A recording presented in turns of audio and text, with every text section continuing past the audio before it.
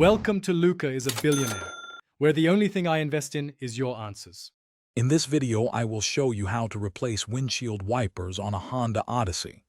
First, gather your new wiper blades and a soft cloth to protect your windshield. Ensure your vehicle is parked on a level surface for safety. Knowing the correct blade sizes, typically 26 inches for the driver's side, 22 inches for the passenger side, and 16 inches for the rear, is crucial for a perfect fit. Now, let's remove the old blades.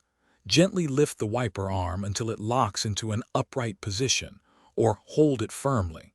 Locate the small release tab or button where the blade connects to the arm. Press this tab and slide the old blade straight off the hook. Be very careful not to let the metal wiper arm snap back onto your windshield, as this could cause damage. Installing the new blades is straightforward.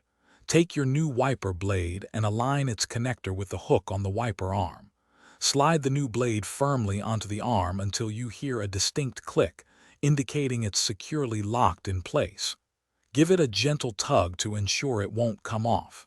Then, repeat these steps for the other front wiper blade. Finally, gently lower both wiper arms back onto your windshield. Before hitting the road, test your new wipers by activating your vehicle's washer fluid.